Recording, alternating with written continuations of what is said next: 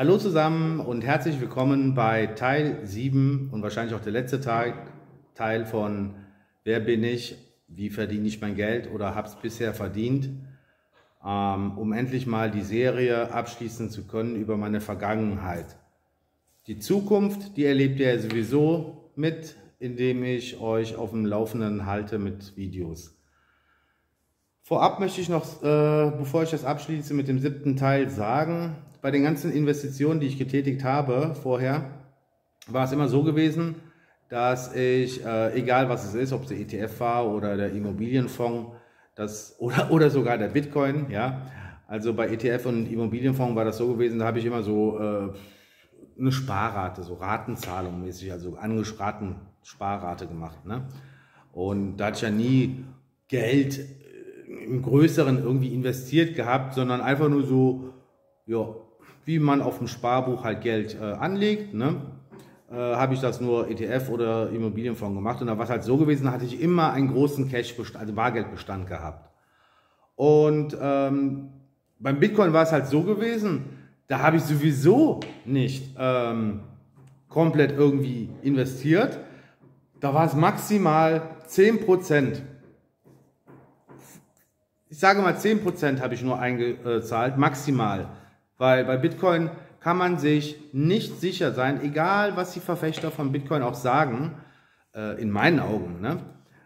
Die Verfechter argumentieren wahrscheinlich mit ganz vielen Sachen, mit Anonymität und dezentral und keiner hat irgendwie, aber letztendlich weiß kein Mensch, wer diesen Coin entwickelt hat, ne? Da gibt ja so eine schöne Stories, ne? Wer das gemacht haben soll oder eine Gruppe war es gewesen, aber letztendlich kann man das nicht festmachen, wer das Ding auf den Markt geworfen hat.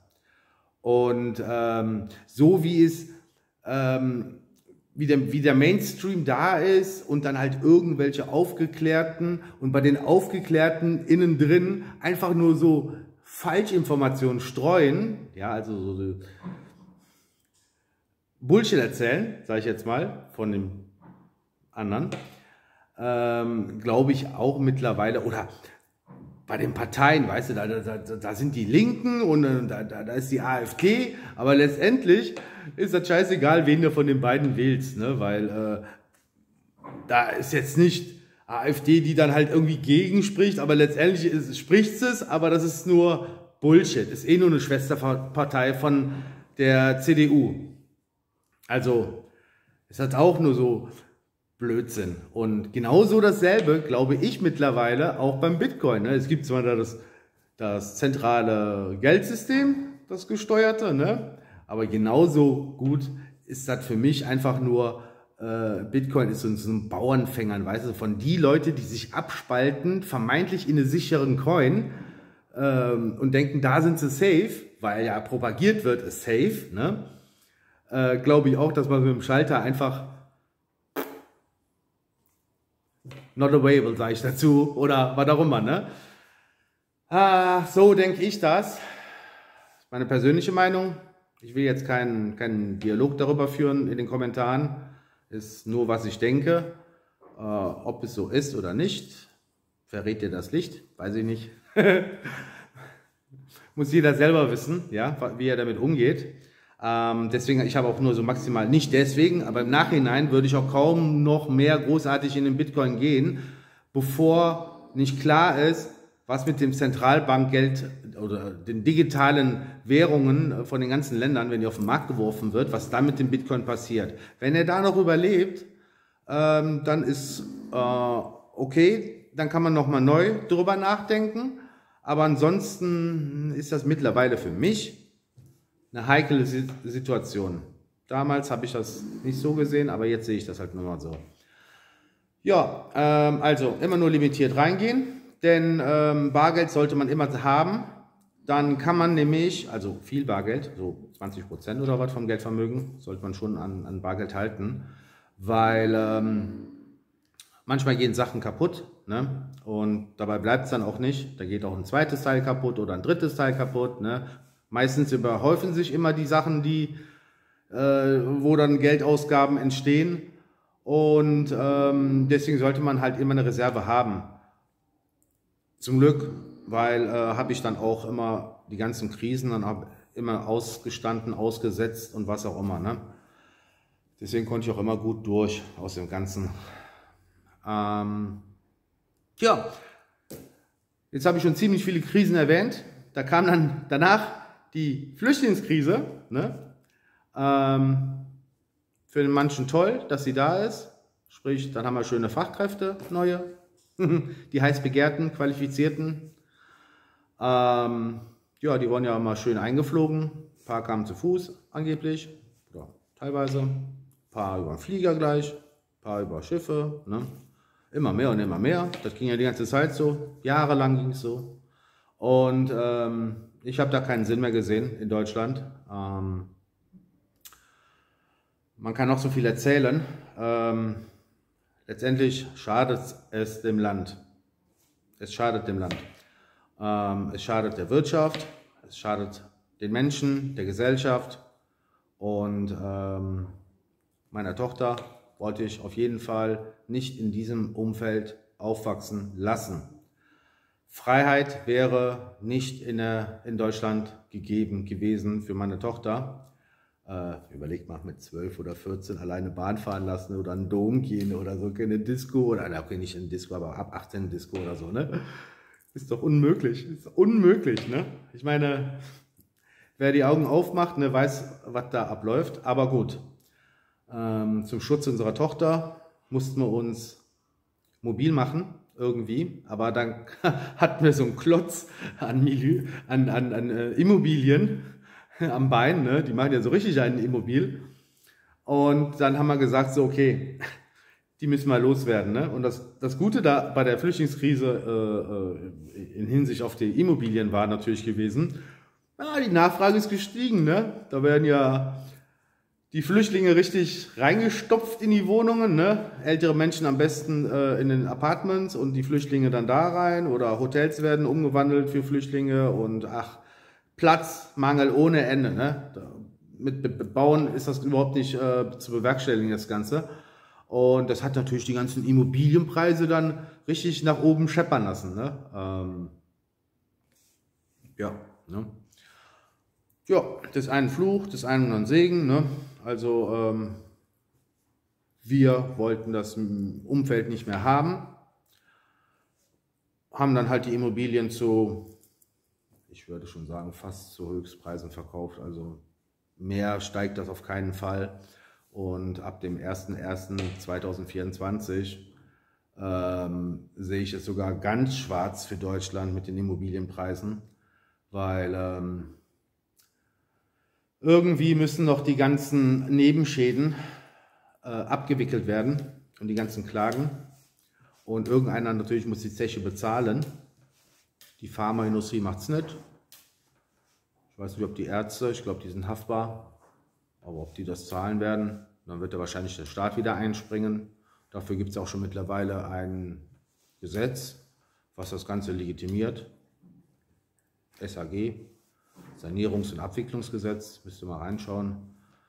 Ja, ich sehe da richtig schwarz. Und wenn dann halt das gezahlt werden muss, muss einer dafür bezahlen. Ne?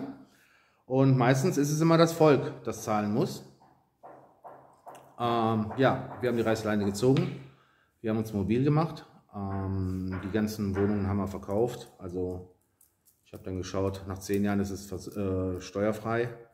Selbstgenutzte Wohnungen, wenn man so 2 volle Kalenderjahre gehalten hat, sind sie auch steuerfrei, ist sie auch steuerfrei. Und ja, dann haben wir angefangen, das Ganze zu liquidieren. Ne? Und wohin natürlich mit der Kohle? Ne? Sparbuch gab es ja nicht mehr so viel Zinsen.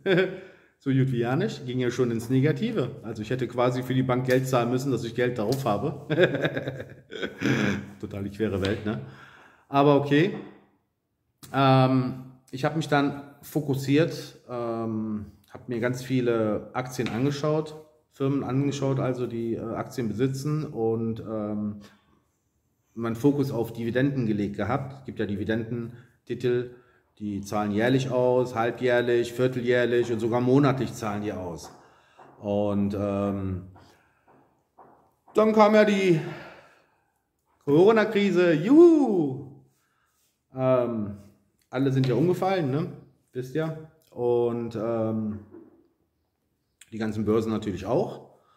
Und wir haben dann diesmal nicht so wie vorher immer euphorisch, hey, die Preise steigen, man muss einsteigen und dann flatsch runtergefallen. Nee, diesmal haben wir es anders gemacht. Oh Scheiße, die Kurse fallen und da sind wir dann reingegangen diesmal. Und aber nicht so Fonds, ETF oder irgendwas. Ich habe dann Dividendenaktien mir ausgesucht gehabt, viel geschaut. Ich hatte mir da so ein schönes Programm gefunden gehabt, Aktienfinder war das, habe ich ein bisschen bezahlt dafür. Ne? Da gab es dann eine schöne Bewertung über die Firmen an sich. Und da kann man schon was Schönes finden, unterbewertete Aktien und so. Ich meine, eigentlich waren sie dann alle unten. Aber das ist ein schönes Programm gewesen, um Aktien zu finden und Dividendenaktien und wie viel Prozent sie abwerfen, etc. Und habe dann halt mit denen dann und Parallelseiten nochmal verglichen, was andere Kommentare sind und Meinungen und habe dann so ein Aktien-Dividendendepot aufgebaut von über 50 Titel waren es gewesen, 50, 60 um den Dreh. Müsste ich nochmal schauen, wie viel genau es waren, aber letztendlich auch nicht scheißegal. Und das Depot war dann so gut aufgestellt in der Krise, dass ich hatte dann Dividendeneinnahmen von, ja, entsprechend meinem letzten Lohn, meinen letzten Nettolohn, ja, konnte dann quasi, war ich dann mobil, hatte Kohle, also regelmäßige Einnahmen, wie ein Gehalt mäßig. Und ja, das Schöne ist, die Corona-Phase war dann vorbei. Ne? Die Preise stiegen dann wieder, also quasi die Aktienpreise. Und dann haben wir dann da natürlich viel Geld gemacht, natürlich. Müsst ihr selber gucken, wie viel Prozent das sind. Einen Fehler habe ich natürlich gemacht gehabt. Ich habe mich da davon blenden lassen. Oh, Gold, das wäre der Knaller schlechthin. Ne. Der Goldpreis wird sowas von manipuliert. Sowas von manipuliert. Ich meine, die Zinsen werden schon manipuliert, das weiß man. Die Deutsche Bank war schon in der Kritik und der Libor wurde manipuliert. Und beim Gold ist es genauso. Die manipulieren den Kurs. Ich habe in der ganzen Zeit, wo ich Gold also quasi bei einer Bank Gold gekauft und war dann halt im Tresor und konnte dann halt erst von dort verkaufen lassen, ne, so rum, ne? Nicht bei mir zu Hause sowas. Das war totes Kapital, komplett totes Kapital, die ganzen Jahre über, totes Kapital. Es hat mir nichts gebracht, es hat keine Erträge abgeworfen und es ist substanziell nicht gestiegen. Also der Rotz schlechthin. Das war eine Fehlentscheidung gewesen, klar, aber na gut, ne? Ist halt so, ne? Man lernt ja draus, ne? Man lernt ja aus allem, was man tut. Ja, dann war es dann so. Und eigentlich ist auch die Serie jetzt damit beendet. Und man kann jetzt switchen auf das erste produzierte Video von damals. Denn ab da ging die Zukunft dann weiter bis heute. Und was ich demnächst so machen werde, hier in Türkei, um Geld zu verdienen, werde ich dann euch in den nächsten Videos auf jeden Fall mitteilen. Dann bin ich jetzt quasi up to date. Ich habe meine Vergangenheit erzählt, wie ich an die Kohle drangekommen bin, was ich dafür tun musste, wie viel ich mich abstrampeln musste, wie viel ich auch verzichten musste, weil Verzicht ist auch sehr wichtig. Weil wenn du einfach nur ausgibst das Geld, wie willst du Geld haben? Was weg ist, ist weg. Ne? Verzicht ist auch sehr wichtig. Ja, dann freut euch auf meine zukünftigen, also ab jetzt, was so produziert wird. Weil hier muss ich mir auch ein Standbein irgendwie aufbauen und das erfahrt ihr dann demnächst von mir. Ich wünsche euch einen schönen Tag. Die Sonne ist draußen. Ich hoffe, es bleibt so. Ich halte den Pool gerade, versuche den Schuss zu halten. Wünsche euch einen schönen Tag. Bis dann. Tschüss.